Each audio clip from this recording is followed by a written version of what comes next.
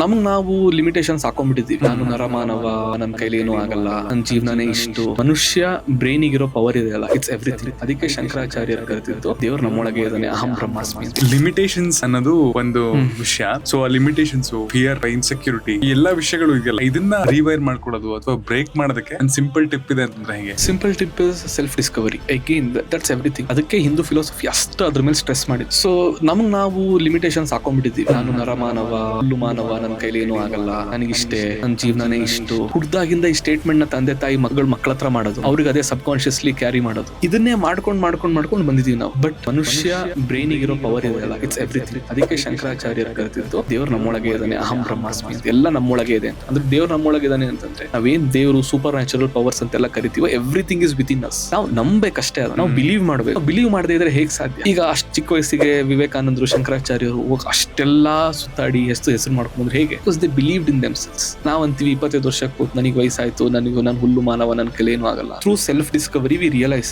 ನನ್ನ ಪಾಸಿಟಿವ್ಸ್ ಏನು, ನೆಗೆಟಿವ್ಸ್ ಏನು, ನನ್ನ ಭಯ ಏನು, ನನ್ನ ಬಗ್ಗೆ ನಂಗೆ ಸಂಪೂರ್ಣವಾಗಿ ಗೊತ್ತಾದಾಗ ಆ ಲಿಮಿಟೇಷನ್ಸ್ ನ ಬ್ರೇಕ್ ಮಾಡ್ಬೋದು. ಸೊ ನನಗೆ ನಾನು ಹಾಕೊಂಡಿರೋ ಲಿಮಿಟೇಷನ್ಸ್ ಇದೆ. ಇವಾಗ ಫಾರ್ ಎಕ್ಸಾಂಪಲ್ ಯಾರಿಗೋ ಕೇಳಿದೆ ಅಂತ ಇಟ್ಕೊಳ್ಳಿ, ಲಿಮಿಟೇಷನ್ಸ್ ಏನು? ಏನ್ ಲಿಮಿಟೇಷನ್ಸ್ ಏನಿಲ್ವಲ್ಲ, ಅದೇ ಈ ತಿಂಗಳು EMI ಕಟ್ಟಕ್ಕಾಗಿಲ್ಲ, ಅದೊಂದು ಸ್ವಲ್ಪ ಈ ತರದ್ದೇ ಮಾತಾಗುತ್ತೆ ಹೊರತು ಪರ್ಸನಲ್ ಲಿಮಿಟೇಷನ್ಸ್ ಬಗ್ಗೆ ಯಾರು ಮಾತಾಡಲ್ಲ.